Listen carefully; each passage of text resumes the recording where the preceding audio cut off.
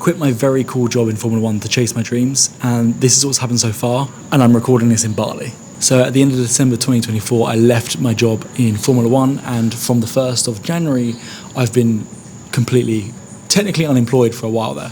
In that time, I've actually officially set up my business, and there's actually two factors to this. There is Matchcut, the video editing agency, and there is Dirty Shoes, the clothing brand. Now, the editing side of things has been set up.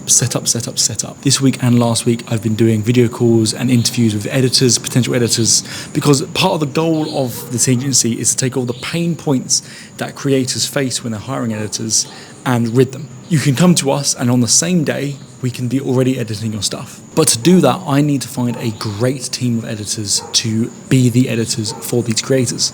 So one of those pain points is hiring, and I'm learning firsthand this week how painful that is, because today I've had 2 no-shows to interviews.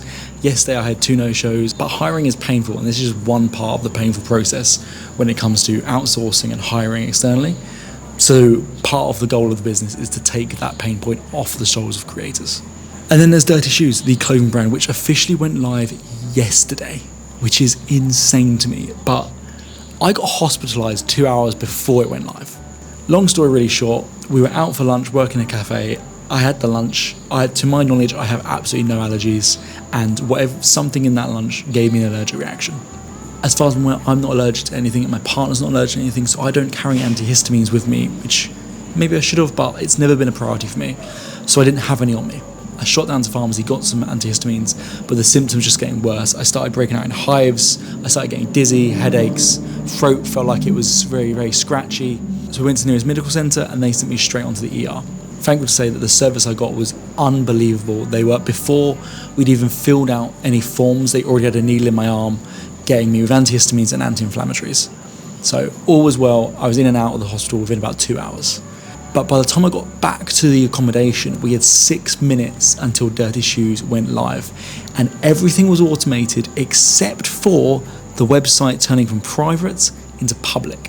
That was fully manual, and I had to do that. So luckily we got back with 6 minutes to spare, and I managed to get the website live. We've been in Bali for about a week and a half now, and it's been a really good mix of work and play.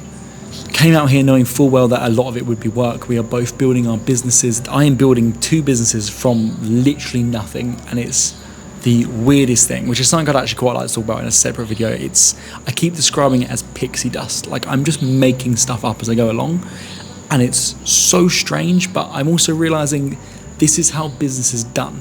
If you don't know how to do something, the best way to learn is to just do it. I've got minor hiring experience when I was a manager. Almost 10 years ago, I was managing an Argos store. Sidebar, I don't know why they let a 19-year-old manage an Argos store, but that's neither here nor there. But I had to hire then. I've not hired in 10 years, and now I'm doing interviews. I was like, I don't know what I'm doing. I'm just going to jump into it and figure it out. This whole process has been a case of, let's figure it out. And honestly, it's so much fun. But that's, as I say, topic for another video. So I guess that's my mid-February update for where the businesses are going. Dirty Shoes is officially live. I'm not in a profit because the amount I've spent on samples and test prints, but we're officially making money, which is crazy to me. And also, might sound stupid, but Dirty Shoes has always been a passion project for me.